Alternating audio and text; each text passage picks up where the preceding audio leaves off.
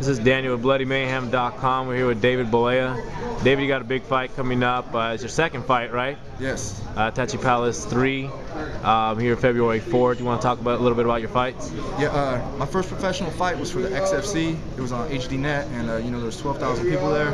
My uncle showed up. There was a lot of pressure because every 2 seconds they're announcing Hulk Hogan's nephew fighting later tonight, and then they put me like second to last on the card.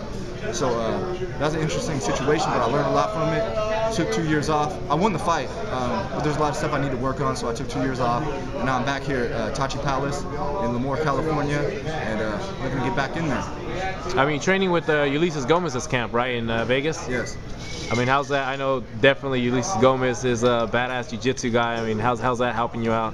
Yeah, Ulysses and I used to actually live together because when I just first started training, I was living with my mom at the time, and she said that when I got a blue belt, I needed to, find a job teaching somewhere. So I got a blue belt. She was like, "Oh, well, you got to go.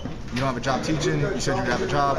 And then I was like, "All right, well, cool. I'll move my stuff out." She's like, "No, well, I'm going on a trip." She's like, "When I get back, your stuff won't be here." And I'm like, "Well, I got a tournament in Miami." So I went out, moved my stuff to Ulysses' house, went to the tournament, got my ankle popped, didn't tap, won the blue belt division, came back, and then I slept on Ulysses' mom's couch for about 6 months. So Yuli and I have come up in the fight game together. I actually fought before he did, but he's got more fights than me now, so, Yeah, definitely with the his jiu-jitsu background in winning Grappler's Quest, definitely gave him a really big name. Yeah. You talked about your uncle, and everyone always asks you about your uncle. It's Hulk Hogan. Everyone was a fan of Hulk Hogan when he wrestled, Yeah. but you're David Bollea. Right. How much do you want David Bollea to stand out over David Hulk Hogan? Well, it's definitely there's two sides to it. On one side, I get a lot more recognition. I have a lot more fans, probably. More people hear about me. I get my foot in the door a lot of places. At the same time, a lot of people mistake my life. They think that, they see the reality show with him and his children, and they think I grew up like that, and I didn't. Right now, I sleep on 2 mattress pads that I bought from Walmart. I sleep on the floor. I drive a 98 Dodge Neon. It's in the shop right now. I just spent $1,300 on it. It broke down again. I got to go argue with the mechanic. I get back into town. I have no car. I'm sleeping on the floor. We don't have cable at the house. It's me and my 2 roommates. They don't drive. I'm driving them everywhere. So I used to sleep on Ulysses' couch. Me and Kendall Grove used to mop the mats together at Cobra Kai to pay for training. And people think that I'm like a spoiled rich kid and that I'm just fighting because my uncle got me some fight or something, and then I'm gonna fight some bum. But it's really not the case. I fight real fighters.